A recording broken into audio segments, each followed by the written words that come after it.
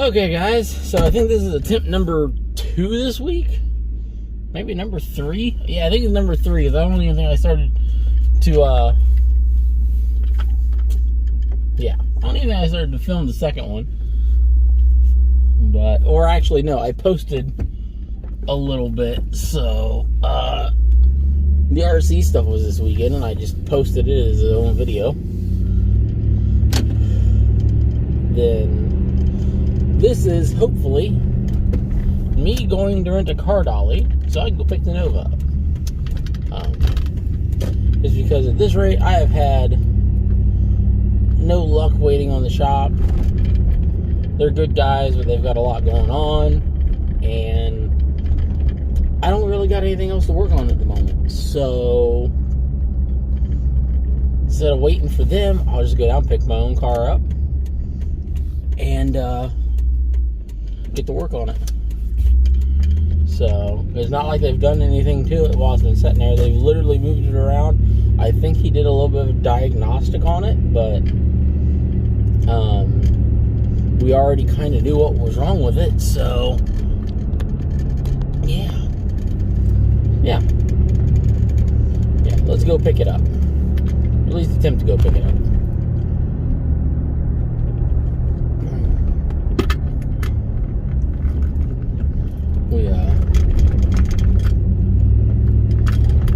We gotta run down, rent the car dolly, go back to the house, grab the wife, and probably a jump pack just to be safe, because I don't know if the Nova's gonna start or not.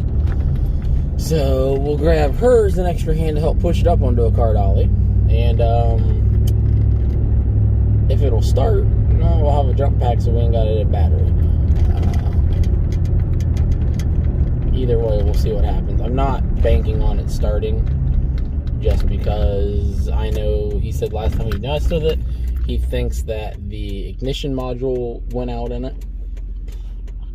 So chances are it's not going to start, but he could have also just had a low battery and he's misdiagnosing it.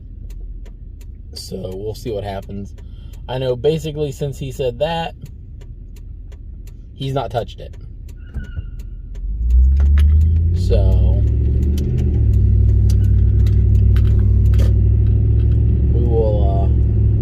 we'll see what happens. But at the same time, he said that he thought the ignition module went out. He also has said that, well, the battery's dead. So it was like, are you sure the ignition module was dead, or is the battery just dead and you haven't charged it? We'll see.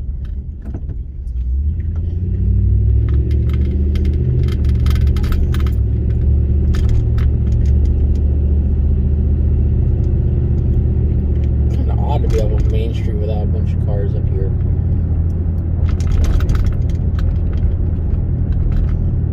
Normally, every time I'm up here, I only really ever come to Main Street for cruise night. So being up here on Main Street and not being covered in cars is kind of weird. Kind of nice because you can drive around, but yeah, kind of weird.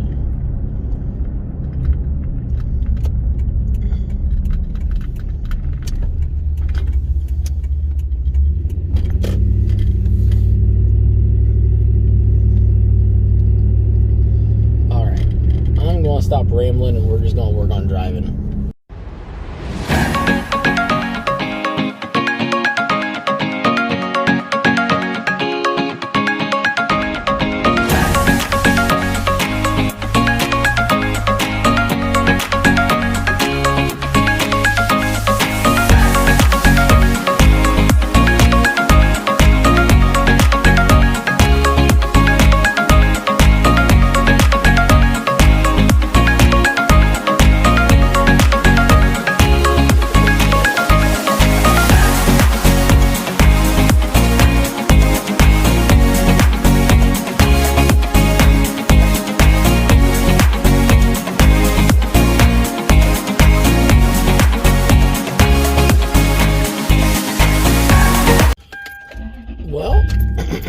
I am just striking out everywhere on this. So doesn't seem to matter what I do. I can't get a way to haul it right now. U-Haul doesn't open until 9 a.m. This place I'm at right now, KT Reynolds, which is where I used to come all the time to rent stuff, they don't rent car dollies anymore, which is odd because those were one of their like hardest to get things because they were always rented out. So yeah. Oh well. I guess gonna go see if the one neighbor down the road from the house is awake, see maybe if I can borrow his trailer and go pick the Nova up that way. If not, maybe I'll just grab the battery in the jump box and go see if the thing will fire up. Not holding my breath on that one though. We'll see though. At this rate, I'm running out of options to be able to get it home today. So, and if it was on a different side of town where I didn't have to cross Main Street, we'd probably just flat tow it and be done, but it is what it is. Well, after a little bit of effort, we went down there and I was wrong. It actually did start and it did drive home. It is running like hell. But I do think I've eliminated that the distributor does not seem to be the problem. And with as easy as it wants to start, I don't think the timing is an issue either. Or if the timing is an issue, it's not off by enough to make it run the way it's running, I don't think. Because I don't think it'd start nearly as easy as it is if that was a problem. I think all my problems are carbureted related. Carburetor related. There we go. I'll use the right words one of these times. Or I think I've got some vacuum leaks maybe. So I think I'm going to pull the carburetor off and try resealing it, and maybe possibly doing the same with the intake. If not, maybe just cinching down the intake bolts a little bit more, making sure that they're actually tight, and go from there. I'll bring you guys back when I get ready to do that. Well, it has taken a couple days to get back around to this point, but unfortunately there won't be any more Nova in the video after this point. We have determined, well, me and a buddy have determined that I now need engine number 3 for the Nova. The small block 400 seems to be trying to tie itself up, which is why it seems to be hard to start. We thought originally the way it was acting, it was just kind of hard to start because it seemed like it had really good compression. Now with the sounds it's making, it is more obvious that it appears to be a rod knock. I would start it right now so you could hear it, but last time we tried to crank it, it completely fried and melted the ground wires, so I'm just not going to touch it right now. It's going to set probably a couple months until I get my 401k cashed out from my previous job, at which point, instead of me dicking with it, I'm going to drop it off of my brother-in-law, and he's going to drop an LS in it for me. So that's the plan as of right now, just because as much as I'd like to do it all myself, when someone that engine swaps LS's into just about anything and everything for a business slash side job, when he offers to do it for you for almost free, you take him up on that. So I've seen other cars he's done. I've been in his Suburban he's done himself numerous amounts of times. He's done a great job on that. So I'm just gonna have him do it. There will be some videos after that of other things that need done, because I mean, the suspension needs completely redone. The exhaust will probably need some work after that. The interior definitely needs work. So there's a lot more that's going to get filmed on this car. And this car has put me through more hell. Hi, thanks for all the background noise. Such a great truck. Well, this being I've put a lot more money and effort into doing things with this car than I have anything else ever, I think, at this point. And that's because it was my grandpa's last hot rod before he died. We'll cover that more in another video if you guys are interested to hear about that. But that's where I'll leave the detail on that for right now. But what I think is going to go ahead and happen next now is every time I touch the Corolla, I find myself having to dig through my shelving over here, seeing if I have a part or figuring out where a part is, this, that, and the other. So I think instead of me continuing to do that because it's a disaster, I am just going to take a few minutes here, start pulling everything off of the shelf, and start reorganizing it to where I actually know what I have, where it is, and what I'm doing, so I can actually make some real progress. And then after the wife gets home from work, I think the plan is to go ahead and try to get the engine and the transmission up on the workbench so I can A, bolt them together, and B, start working on the cross member, or the axle mount that's got a bolt to the back side of the block. So once everything's together, I can actually put the engine in the car and be able to put both CV shafts in it. So the new clutch has in fact shown up, and it is very pretty. Was not what I was wanting to run, because I know this is going to sound weird that I didn't want to run a Fendeza flywheel in this car. I wanted to run a stock flywheel in it, and that's because at the end of the day, this isn't a race car. So the lightweight flywheels when you're driving around town seem to be a bit more finicky from what I've always understood, because they don't take off as easy as a stock weight flywheel because they don't have as much mass.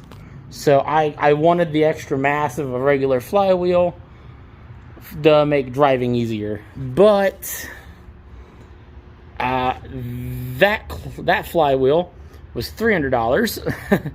The stock flywheel that fits that motor is the better part of $600. So I am not paying double the price when I can just get that and be done.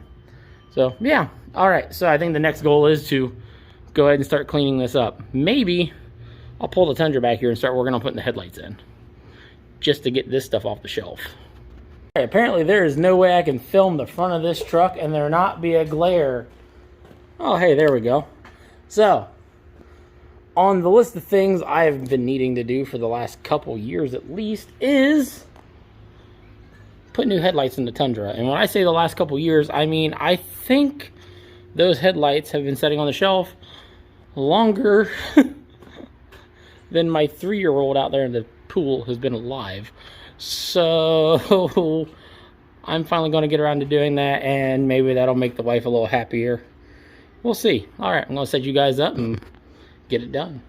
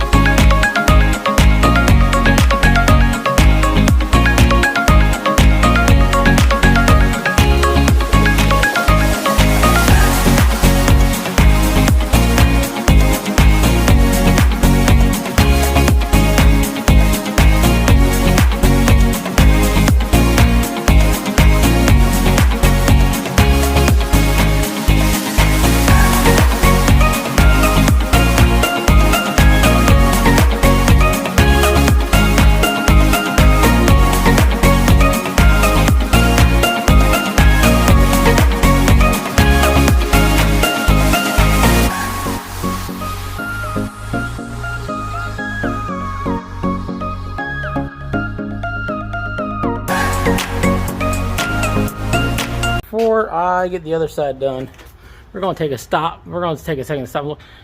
That looks so much better. Words are not my friends today, guys. But that looks so much better. It's hard to see in this light, too. That don't help. So I'll get it all done. We'll pull it outside, and I'll show it to you again.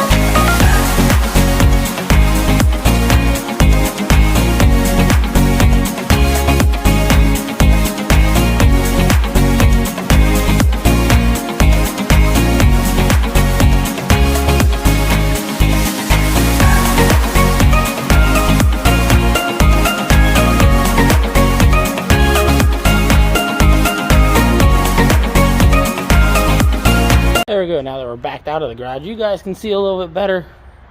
Those look way, way better than the old lights did. I've got fog lights too, but I don't want to run the wiring and everything today, so I'm not going to worry about them yet. Those will be another day's project. I'm just happy I got that done. All right, now that the truck is done, we're going to move on to this disaster. Mainly these 6 shelves. I might do a little bit with these ones, but it's mainly these ones right here I want to do, and the floor. So I guess you could say actually 8. But I need to reorganize it so I can actually find things. Because I mean, as you can see, there are wheel spacers there. There are wheel spacers there. There's some over there. There's lights. There's my radiators back there. A bunch of interior parts mixed in. Just a bunch of everything. And I, frankly, at this point, don't remember what's even there. Nor do I remember what's on the floor. Like, I got a set of rotors here. I don't even remember what they're to. I'm going to see if there's a part number on the other box. And see what they're to. I think I had another Camry wagon before this.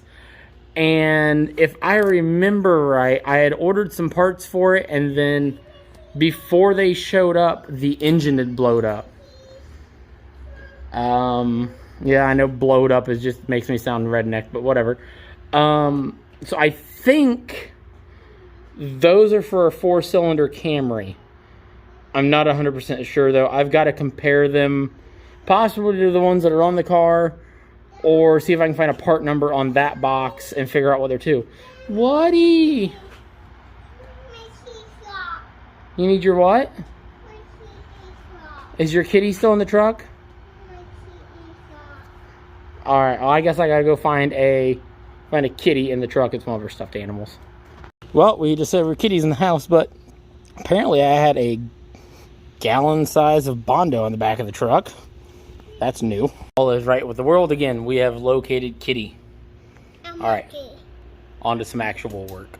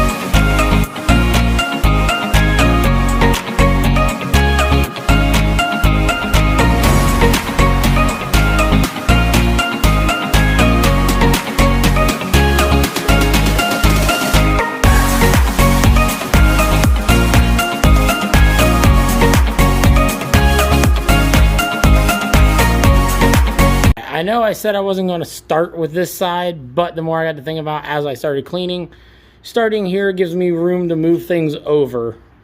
So as I do that, now I've got space to organize and just kind of keep putting on the shelf and not laying out on the floor like I originally thought about doing. So we're going to keep going in that manner till we make a dent in this mess. Because there is a lot of crap to go through. I should probably get some of the floor done before I try going any farther across the shelves, because I'm tired of stepping on things already. And, hey, we having fun yet? Don't be stepping on Kitty. She's a terrible owner.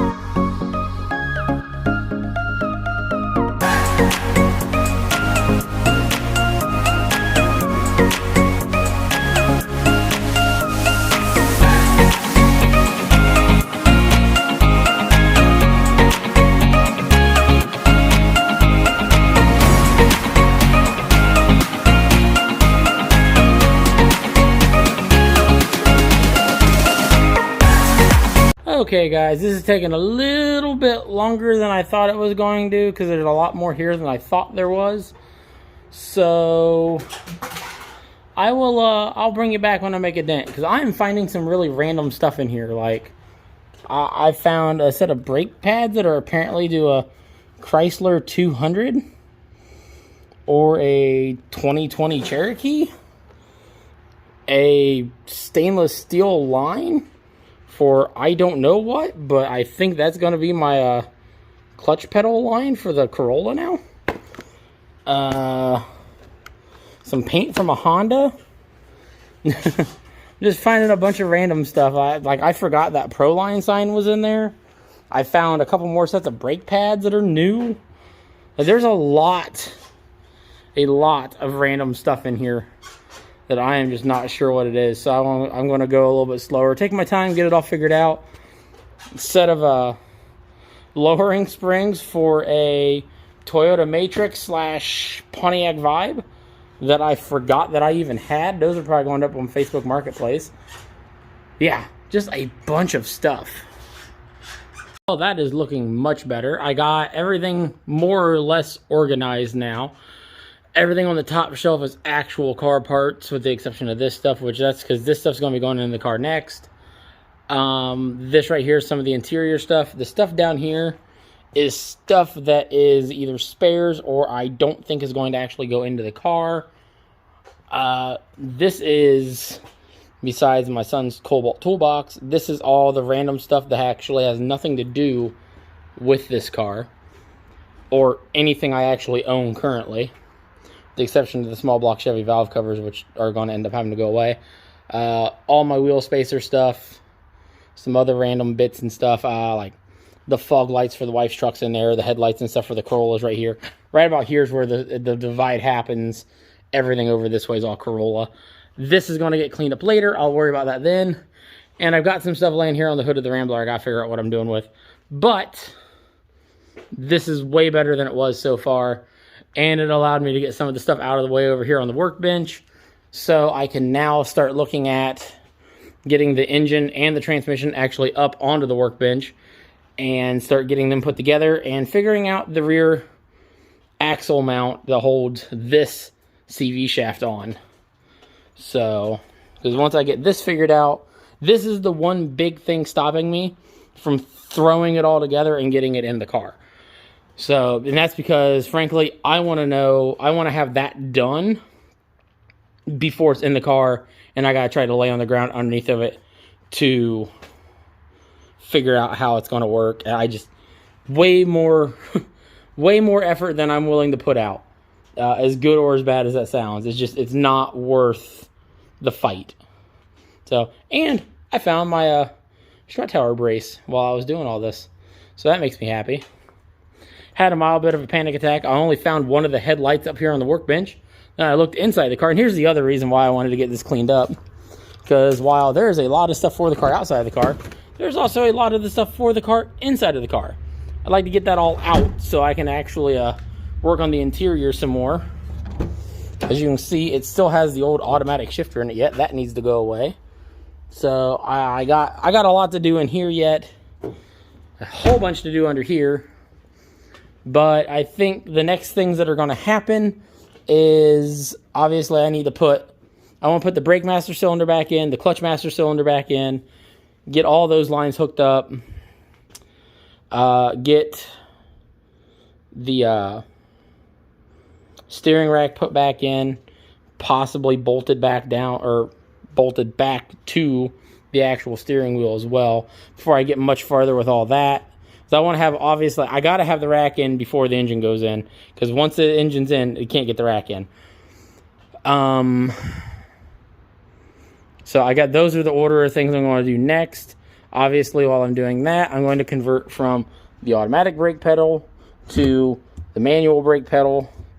Maybe look into some new pads for those while I'm at it, because, well, the clutch pedal has no pad at all. The driver's side pad or the brake pad is shot. So I'd like new of those. But yeah, after that stuff's done, then I can start looking into what little I still need to do before the engine goes in the car. The front exhaust manifold's going to come off because I have these nice, shiny headers to go in the car, which I never had with my Celica, and I'm kind of excited for those. Although I'm really hoping they're not going to hit the firewall. That is a concern that I have. And we'll cross that bridge when we come to it, hoping it's not going to be an issue. I do plan on, even though it is a nice, shiny, good-looking header, I am going to get some of the heat-resistant spray coating that I've had on other ones in the past. I'm going to coat that. I know that's not going to help a ton, but it'll help keep at least some of the temps down going up against the firewall, especially considering that's going to be right around the proportioning valve. Again, I know that ain't going to help a ton. Wrapping it would help a lot, but I'm also worried about room, so I'm afraid if I wrap it, it's not going to fit. Oh, let's see. I think that's it for the moment, guys. I'm going to get ready to pull the convertible back in, go inside and have a bite to eat. I don't know if any more is going to happen tonight or if it's going to be tomorrow morning. Either way, you guys will be seeing it when I get it done. Well, I went ahead and started getting some stuff done without you guys watching just because, well, A, getting the engine up there was sketchy as hell. B, this is something I wasn't sure how I was doing yet, but I now have the manual shift cables in the car. I've got the clutch master cylinder put in, and most of that hardline ran. I think I'm going to just kind of cut it off right there by where the other ones are and just shoot it out about that far away from the firewall. And that should give me what I need as far as being able to bolt it up to the rubber line that's going to be on the transmission. Then, what else did I get done? I was going to start putting the flywheel on tonight. I put the one bolt in just to kind of hold it. It's not actually in properly. But I don't have any red Loctite, so I'm trying to work on getting everything else done that needs done before I get ready to put the engine back in.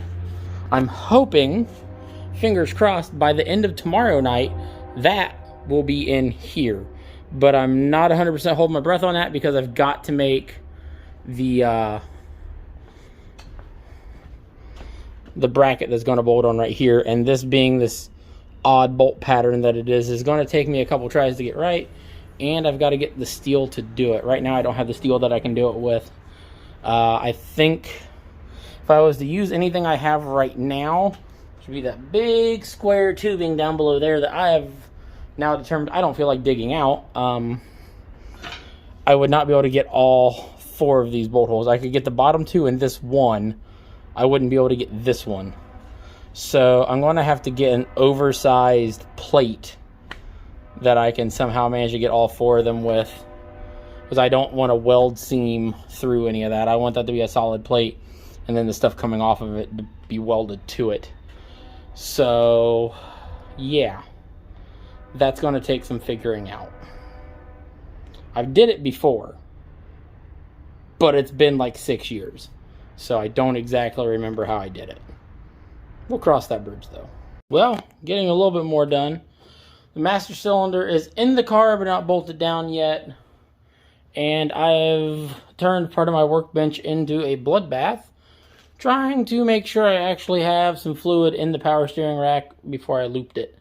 So it seems as if I have it at least relatively full. So we're going to go with it and start getting that all put in the car. So, and I think those are about the last 2 things I needed to do besides the axle mount and bolting on the clutch assembly before I can put the before I can put the whole thing in the car. So I am on track to do what I need to do. I don't know if it's going to happen tomorrow or if it's going to happen the next day, but I'm getting close. So my goal is I start my new job on the 5th. I don't know if this video will be out before then. If it is, it is. If it isn't, it isn't. My goal is to hopefully have the engine off of there and into there before that date. Because if I have it that far and I have it to where, I'd really like to have it to where I can hit the key and it cranks. I don't think I'm going to get it to fire because I got some other stuff I need to get done first to make that happen. That I don't think I'll get done in time, partly because of parts and partly because of time. A few things I've realized I want to change is I have the factory radiator. Paint fumes. Always wear a mask when you paint, kids. Don't do as I do. Do as I say, not as I do. Yeah. We all know how well that works. Where was I going with this? Oh, yeah. I would like to replace the factory radiator with a better aluminum, thicker radiator with some nicer fans before I get too involved, because anything I do that involves that radiator will probably have to be changed with another radiator. So, because that's how it ended up working in the Celica. What I had done for the radiator hoses in the Celica when I did this swap didn't work on the factory one and the aluminum one. So I ended up having to redo all of it a second time. Excuse me, guys. So I want to avoid that and not have to do that. I'd rather do it once and be done with it. Got to go through my stuff. I'm pretty sure over here on my other engine, because I have two of these V6s laying around, which is why this whole project even started. Well, why I got this involved with this project. I'm pretty sure I can rob that balancer and that alternator off of this engine and be good to go. I say that because this is why I'm not doing the power steering, is because that pump won't work. Because that pump is off of a Lexus ES300, which has a hydraulic clutch fan that is also powered by the power steering pump. So I cannot use that pump because of the fact that it has an extra port on it that I can't really block off and make the pump still work correctly. At least as far as I know, I can't make it work correctly. And even now, even if I wanted to, I need new lines to do it because I had to cut the lines to get them off. And you'd probably go, well, isn't that another pump right there? Yes, it is. That pump's locked up because when I did this swap on the Celica, on the first Celica, I forgot to cut the belt off to it before I started the car for the first time and actually locked that pump up because it went dry with no fluid. So there's that. There's a few things I will probably end up robbing off of this motor besides those two parts, but those are the two main ones as of right now that I know I want. This engine's also a slightly older one, so it has coil-on plug on all 6 cylinders, versus this engine is supposed to have it on the front 3 and then spark plug going to the back 3, or spark plug wires going to the back 3. That's why if you look, there are those coil packs and there's little ends coming off of those coil packs for the spark plugs for these. What I think I might try to do is, as long as I have all 6 of them still, because I feel like I took 3 of them off, used them for something else. Maybe it was, I think it might have been a van that I had that also had the 6 plugs set up. I took 3 of them off of here.